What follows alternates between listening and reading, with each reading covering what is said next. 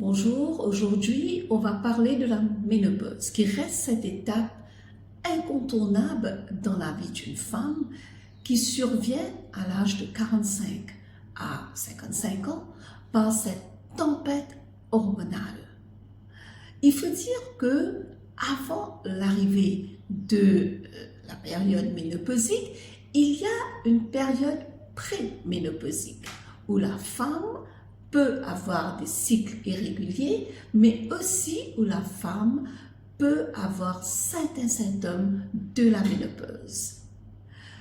La ménopause, elle, se caractérise par l'arrêt des règles.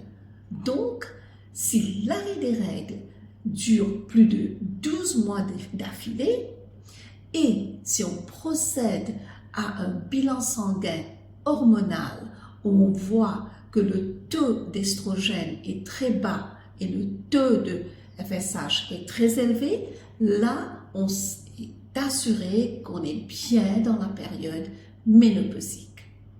Il faut dire aussi que certaines femmes passent cette étape sans anicroche, d'autres vont avoir une partie des symptômes et d'autres vont avoir la totale. Alors, comment se caractérise la ménopause? Le syndrome phare de la ménopause reste les bouffées de chaleur qui surviennent particulièrement le soir, donc des bouffées nocturnes et plusieurs fois le soir. De ce fait, la femme commence à développer l'insomnie après quelque temps. Donc il y a l'insomnie qui s'installe. Il y a aussi la fatigue qui va s'installer si l'insomnie dure plusieurs jours. Fatigue qui peut aller jusqu'au burn-out. D'autres symptômes de la ménopause sont des douleurs aux articulations. Ces symptômes ne sont pas bien comprises à cet âge. On peut penser qu'on développe des douleurs par rapport à d'autres pathologies. Il y a aussi des sauts d'humeur.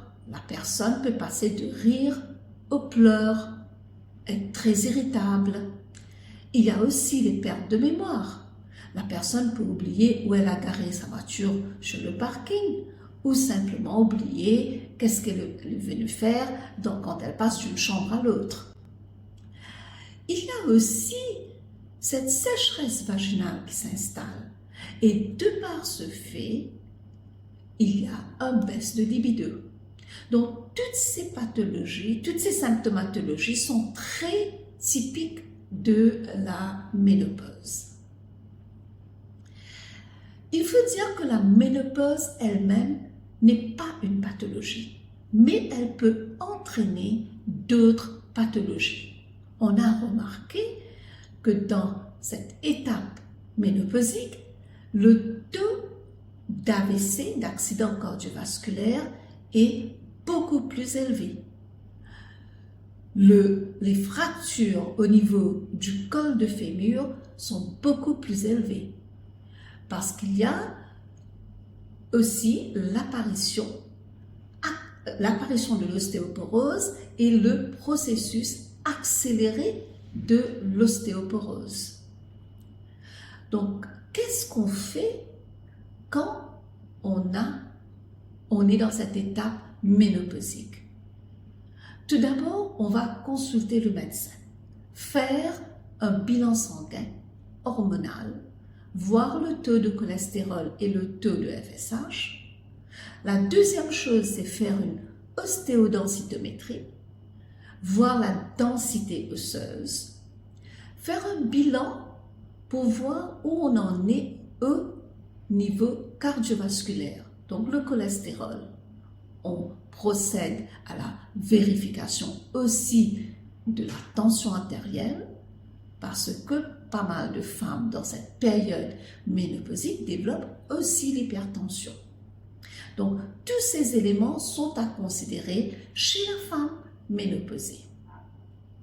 Le traitement hormonal a été depuis longtemps, ce qu'on appelle les HRT, utilisé, mais en 2002, il y a une étude américaine qui a démontré que le traitement hormonal favorise les AVC et aussi les cancers du sein chez la femme ménopausée.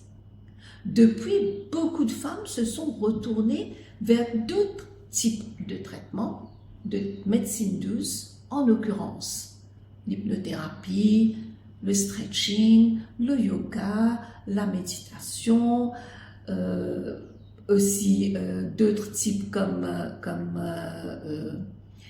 l'acupuncture par exemple. Donc toutes ces différentes pratiques de médecine douce ont pris la place à l'hormonothérapie. Mais on a quand même des patientes qui ont besoin des adjuvantes, de l'hormonothérapie, en l'occurrence les jeunes femmes qui passent cette étape ménopausique précoce.